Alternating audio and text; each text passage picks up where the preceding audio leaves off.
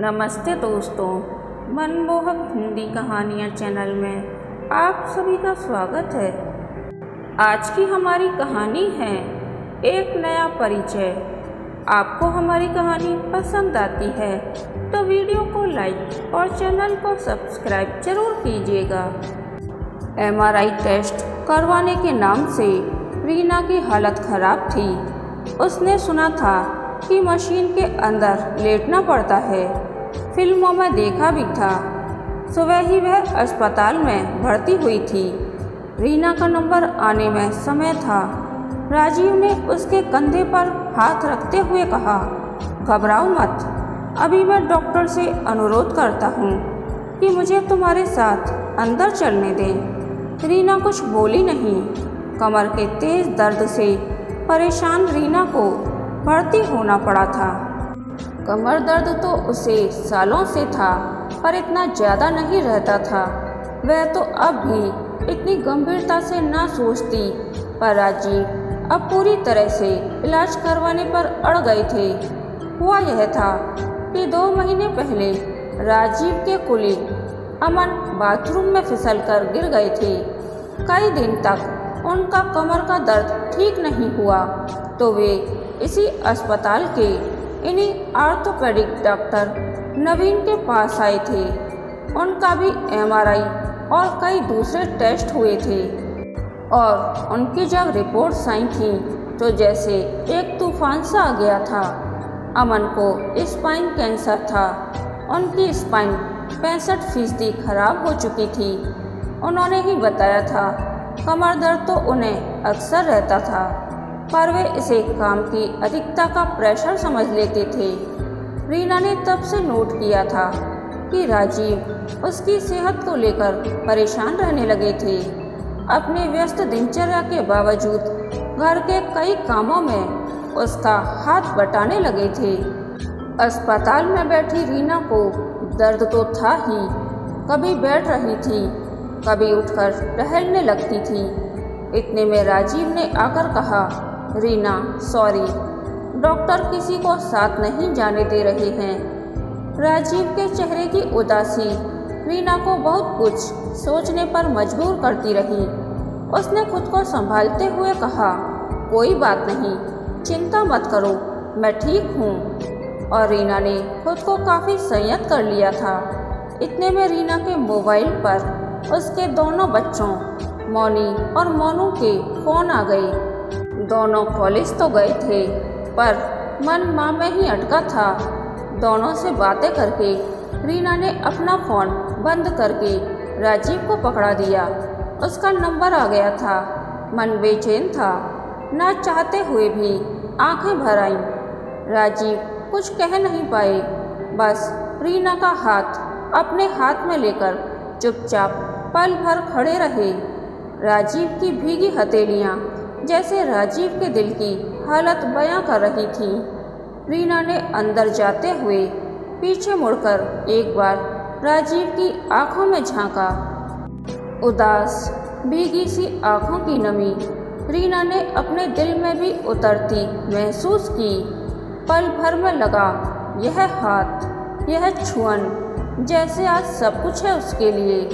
उसका मन हुआ मुड़कर चूम आए राजीव की हथेली, लेकिन माहौल पर एक नज़र डालते हुए अंदर चली गई।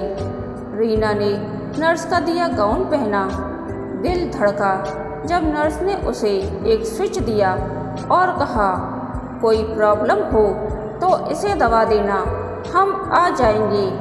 रीना ने पूछा, इस रूम में कोई नहीं रहेगा? नहीं मैडम, वह देखो, हम सब गिलास के उस तरफ हैं। रीना के कानों में रुई रखते हुए नर्स ने कहा, बहुत तेज़ आवाज़ आती है, घबराना नहीं, कुछ नहीं होता है। कितनी देर लगेगी? 25 मिनट। क्या इतनी देर इस मशीन में लेटना है? हाँ मैडम, चलो अब लेट जाओ। कमरे में बहुत ठंडक थी। वह चुपचाप लेट गई।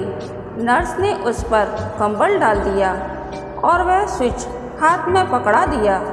फिर खुद कमरे से बाहर चली गई।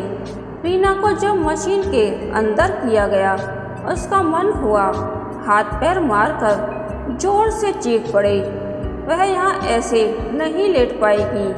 उसका दम घुटने लगा, आंसू बह चले, सांस रुकती सी लगी। मशीन की टक टक की आवाज़ कानों को जैसे फाड़ने लगी कि अचानक फिर एक आवाज़ उसे अपनी ओर खींचने लगी। ओहो, फिर अनिल। उफ, आज इस समय भी यह कहाँ से फिर उसकी याद आ गई। अब इस मुश्किल टेस्ट के समय 25 साल हो रहे हैं राजीव की पत्नी बने, और यह अनिल क्यों गाहे बगाहे चला आता है उसके ख्यालों में। मशीन की तेज आवाज़ और रुकती सांस की बेचैनी के बीच वह हैरान रह गई। आज अनिल का चेहरा कहीं पीछे जा रहा था और राजीव की भीगी हथेलियाँ उसे अपनी ओर खींचने लगीं। उसका मन हुआ कि जोर से आवाज़ देकर राजीव को बुलाई और उसके सीने में अपना मुंह छिपाकर जोर जोर से रोए। वह नर्स का दिया स्विच दबाने ही वाली थी कि राजीव की आवाज़ कानों में गूंजी। सुबह ही तो कह रहे थे ठीक रहना तुम रीना, आजकल सो नहीं पाता हूँ। राजीव की आवाज़ उसके दिल में उतरती चली गई और वह शांत होती हुई चुपचाप लेटी रह गई। स्विच की पकड़ एकदम ढीली पड़ गई। पिछले 25 सालों का वैवाहिक जीवन बंद आंखों के आगे घूमने लगा।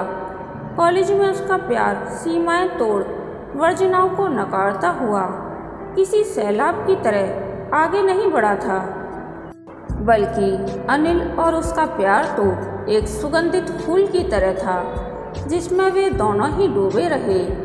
किसी को पता ही नहीं चला और बहुत चाह कर भी इन 25 सालों में वह अपने दिमाग से अनिल की छवि को दूर नहीं कर पाई। रोज रात को बिस्तर पर लेटते ही उसकी आंखों के सामने वह साकार होता रहा है। विवाह के समय भूल ही गई उसे अपने जीवन से अलग करना।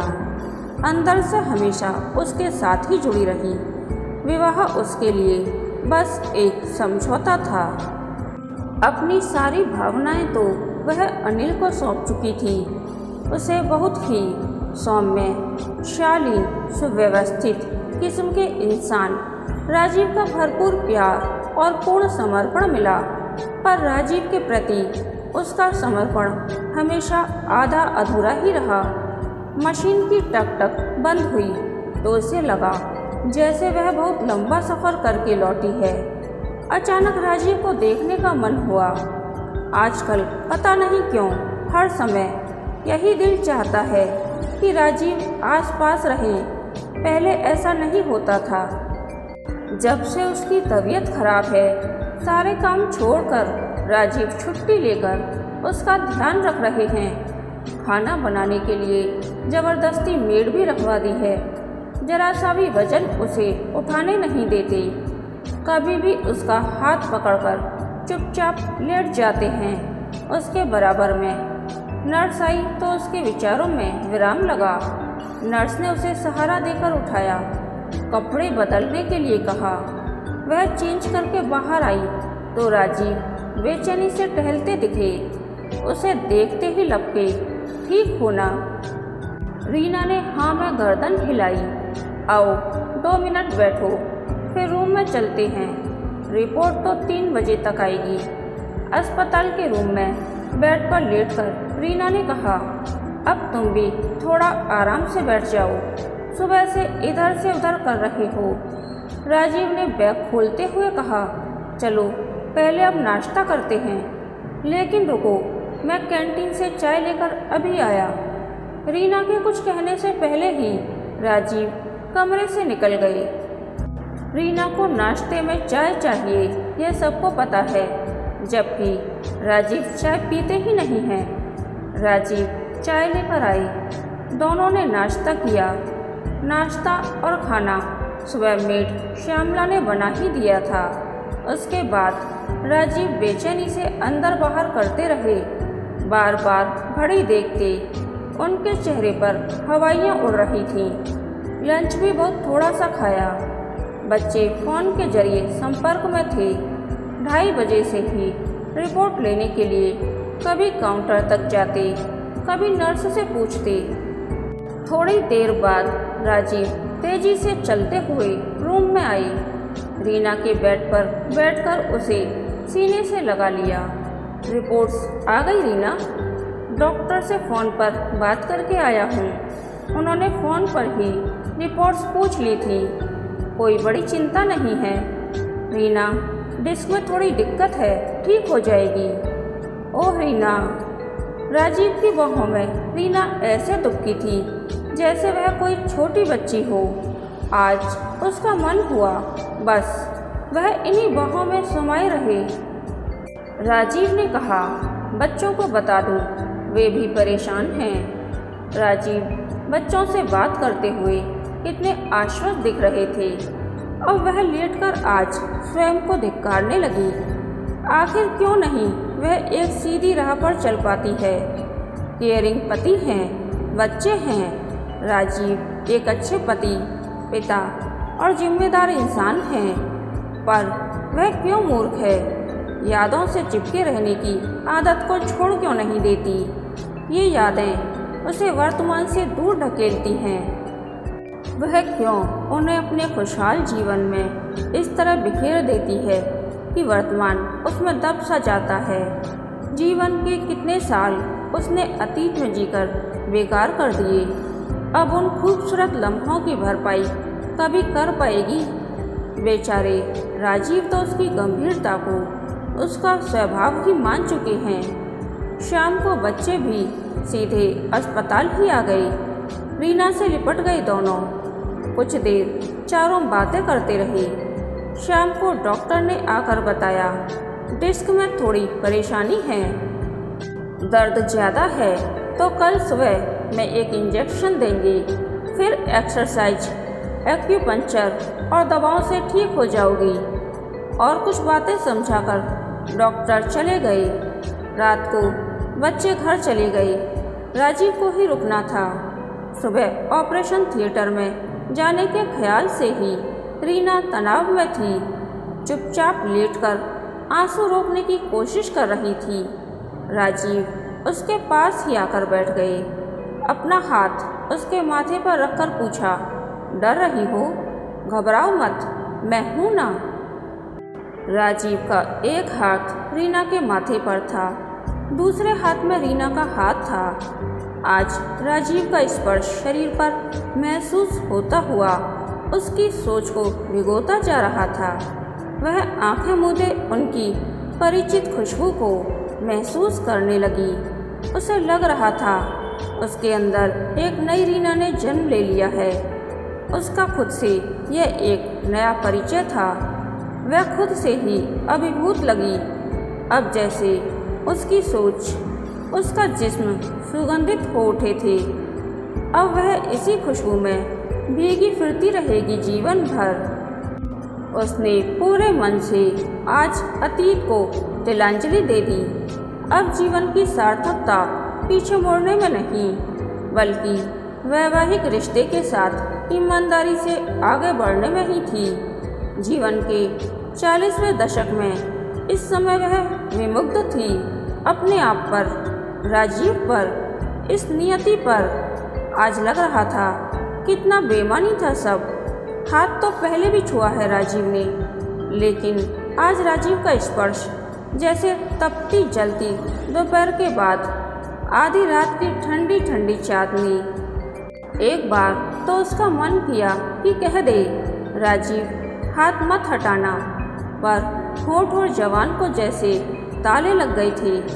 राजीव कुछ सोचते हुए कहीं और देख रहे थे और वह उन्हें यूँ देख रही थी कि पलक भी झपकाई तो न जाने कितने पलों का घाटा हो जाएगा।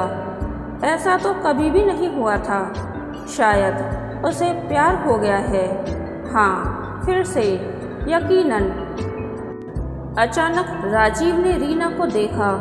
राजीव की आंखें बता रही थीं कि रीना की आंखों में उन्हें अपनी तस्वीर ही दिख रही थी। वे हैरानी से मुस्कुराई। वह भी मुस्कुरा दी। उसे लगा वह हर डर, घबराहट और हिचकिचाहट से ऊपर उठकर स्वच्छंद, स्वतंत्र और निष्कपट हृदय की स्वामिनी हो चुकी है। कहानी के अंत तक बने रहने के लिए धन्यवाद। यह कहानी आपको कैसी लगी प्लीज़ कमेंट करके बताइए।